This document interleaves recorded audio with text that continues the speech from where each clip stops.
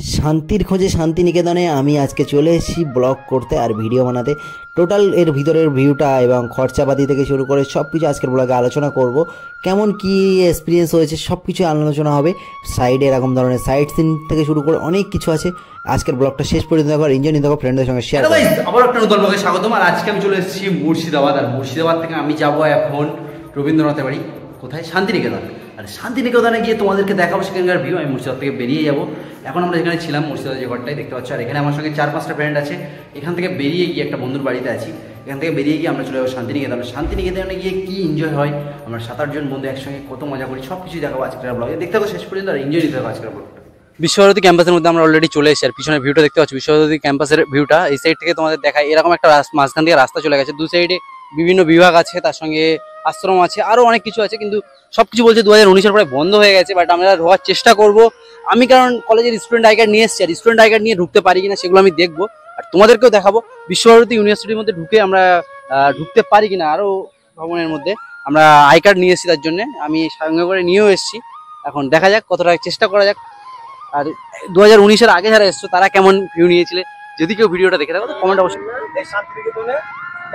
Campus building এর মধ্যে কি ঢুকতে পারবো না আমরা? কারণ স্টুডেন্টদের জন্য ঢোকার আচ্ছা আচ্ছা, কোনো গেস্টকে এলাও নেই। 2019-এর পর ঢোকা বন্ধ হয়ে গেছে। আমার ডান দিকে যে অফিসটা দেখছি এটা হচ্ছে সেন্ট্রাল অফিস। আচ্ছা, এই বিশ্বভারতীর যে সমস্ত রক্ষণাবেক্ষণ আছে এই সেন্ট্রাল অফিস থেকে।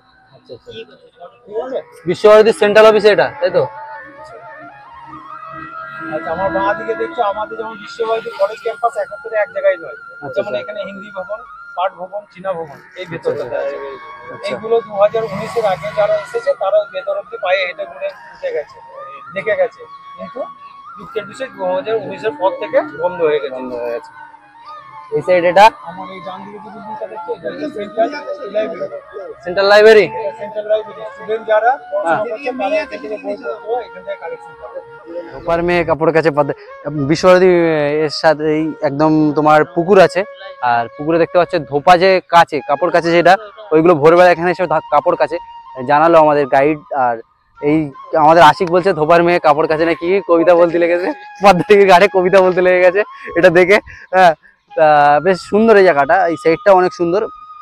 টোটাল যখন আসবে টোটালের সঙ্গে এরকম চুক্তি করে নিতে পারো, একটা মোটামুটি একটা আইডিয়া দিয়ে দেবে। কারণ একা একা ঘুরলে অত ভালো হয়তো বুঝতে পারবে না কোনটা কি বৃত্তান্ত, আর গায়ে একটু একটু লেখা আছে, কত কে দেখে। বাট গাইড থাকলে একটা কত সুবিধা, সেটাই দেখালাম তোমাদেরকে। আজকের গাইডের কতটা সুবিধা হলো আমাদের, মানে এই যে দিঘির ঘাট থেকে ওই মাথা থেকে ঘাট আছে, এখানে বাচ্চারা সাঁতার শেখে শুনলাম, সাঁতার শেখা থেকে কাপড় কাচা থেকে শুরু করে সবকিছুই করে এখানে। আর আরো কি আশ্রম প্রাঙ্গণ, শান্তিনিকেতন আশ্রম প্রাঙ্গণে এই বাঁ দিকে না 2019-এর পর কোভিডের পর বললাম না বন্ধ হয়ে গেছে। তবুও যদি আমার কথা বিশ্বাস না হয়, ওই তো সিকিউরিটি বসে আছে, যে পারমিশন যদি করাতে পারো যে আমাদের আই কার্ড আছে, আমরা কি ভেতরে ঢুকতে পাবো, যদি এলাও করে তোমরা ঘুরে দেখে আসো, আমার কোনো আপত্তি নেই। আগে চলেন, আগে চলেন, আপনি আগে চলেন, আগে আরো আছে তো নিশ্চয়ই। আগে চলেন, আগে সিকিউরিটি গার্ডের সঙ্গে কথা বলছি আমরা। হ্যাঁ বলেন, হ্যাঁ বলেন। চলে যাবো, এটা হচ্ছে মৃণালিনী দেবী যে পাঠ ভবন বাচ্চাদের স্কুলটা, সেই স্কুলটা এইখানে গাছের নিচে আজ ক্লাস হয়, এখনো পর্যন্ত সেই বাচ্চা যে লেভেলটা, সেই বাচ্চাদের লেভেলটা এখনো পর্যন্ত এই গাছের নিচে ক্লাস হয়। বাচ্চারা দুটি আসন নিয়ে আসে, একটি আসনে করে বইপত্র রাখে, একটা আসনের মধ্যে বসে। ঠিক আছে, তো এই হচ্ছে মৃণালিনী দেবী পাঠ ভবন বাচ্চাদের স্কুল। বর্ষার সময় ওই যে পাকা বাড়িগুলো রয়েছে, ওই পাকা বাড়ির মধ্যে ক্লাস হয়। ঠিক আছে, এইরকমই যা দেখছো আম গাছ, জাম গাছ, বেল গাছ, সমস্ত জায়গায় কবিগুরু রবীন্দ্রনাথ ঠাকুরের স্মৃতি জড়িয়ে আছে। সেই আমার পিছনে যে বট গাছ আছে, এই বট গাছের টোটাল ইতিহাসটা আমি ট্যুর গাইডের কাছ থেকে শুনে নিই, আর শুনলে তোমরা ভালোভাবে বুঝতে পারবে। আমি এখন শুনতে চাইছি এই বট গাছের পুরো ইতিহাস। বট গাছের পুরো ইতিহাসটা কি আছে, এই গাছটির সম্পর্কে? এইটার সম্পর্কে যেটা ইতিহাস আছে, কবিগুরু রবীন্দ্রনাথ ঠাকুর এইটাকে বলছে তিন পাহাড়। এই যে পাথরের যে তিনটে ধাপ করা আছে, এই জন্য এটাকে বলা হচ্ছে তিন পাহাড়।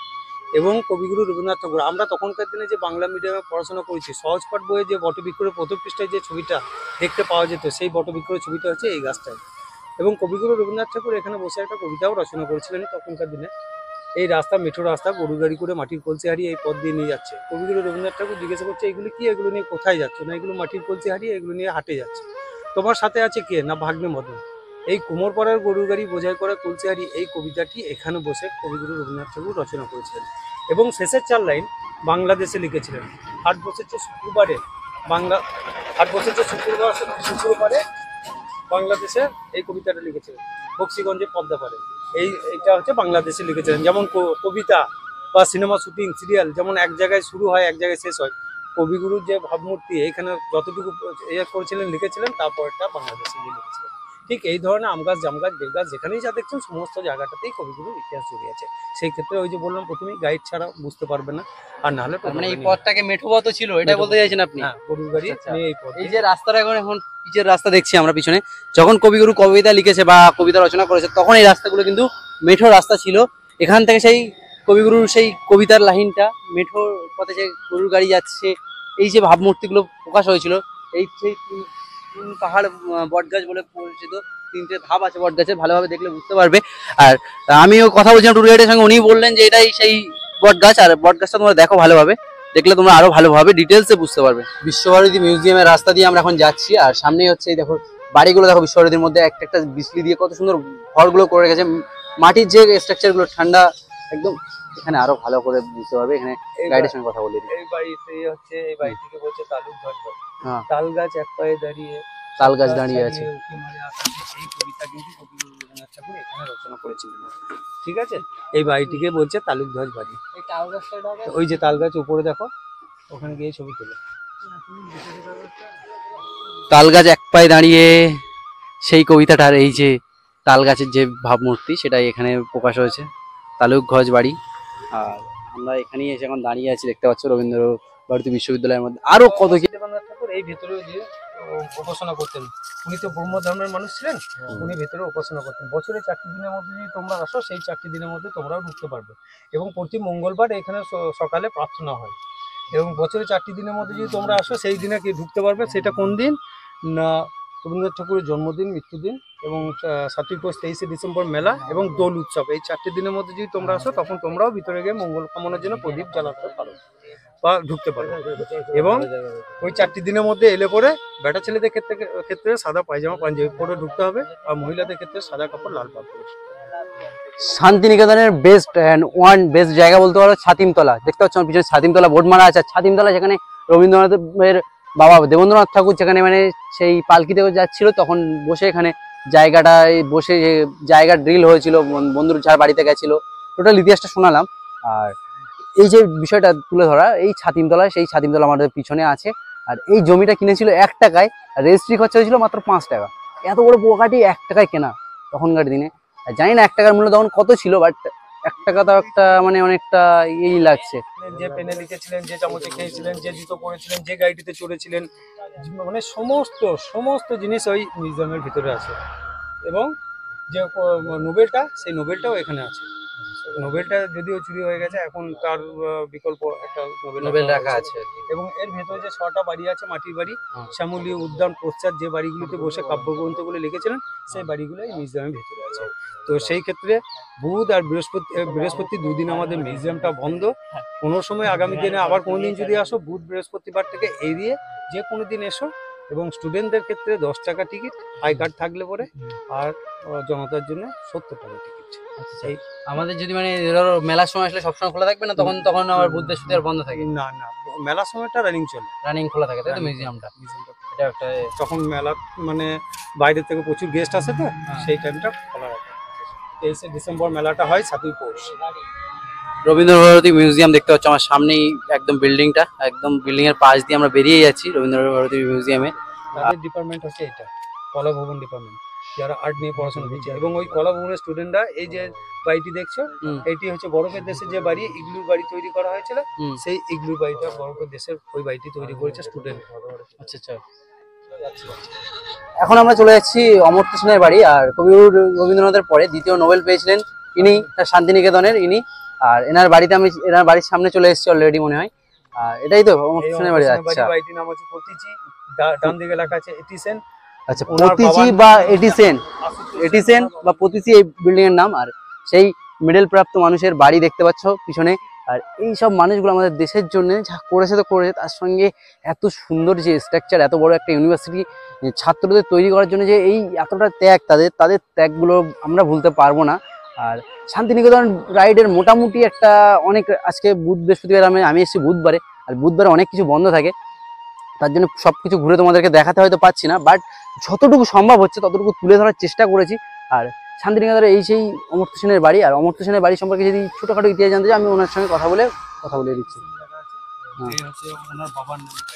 আচ্ছা আচ্ছা, এটির নাম দেওয়া আছে প্রতীচি, কিন্তু ওই বিবাদের জন্য পুলিশ ক্যাম্প বা পুলিশ পাহারা। আচ্ছা, পুলিশ ক্যাম্প ওই জন্য দিয়ে রেখেছে। ওই জায়গাটা নিয়ে মাঝখানে একটু তর্ক বিতর্ক বিবাদ চলছিল না, সেটার জন্য। এবং বাড়িটিতে কেয়ারটেকার আছে, তারা রক্ষণাবেক্ষণ করে। উনি তো এখানে সবসময় থাকেন না, বেশিরভাগ অধিকাংশ সময় তো কলকাতায় থাকেন। হ্যাঁ, যখন আসেন তাছাড়া পুলিশ পাহারাও থাকেন ওনার বাড়ি। হ্যাঁ, অমর্ত্য সেনের পরিবার এখনো বেঁচে আছেন তো সবাই? এই যে আমার ডান দিকে যে বিল্ডিংটা দেখছো, এই যে কৃষি অর্থনৈতিক গবেষণা কেন্দ্র, অমর্ত্য সেনের যে ওনার গবেষণা কেন্দ্র, রিসার্চ কেন্দ্র, ওনার ডান দিকে এই যে কেন্দ্রটা হচ্ছে ওনার রিসার্চ কেন্দ্র, অর্থনৈতিক গবেষণা কেন্দ্র, উনি রিসার্চ করেছেন। এরপরে আমরা চলে যাচ্ছি সোনাঝুরি হাট। আর সোনাঝুরি হাটের ভিডিও দেখতে গেলে চ্যানেলটাকে সাবস্ক্রাইব করে নেক্সট ভিডিও আসছে সোনাঝুরি হাট। আমি সোনাঝুরি হাটে চলে যাই, আর সোনাঝুরি হাটে গিয়ে কেমন কি হয় না হয় তোমাদেরকে দেখাচ্ছি।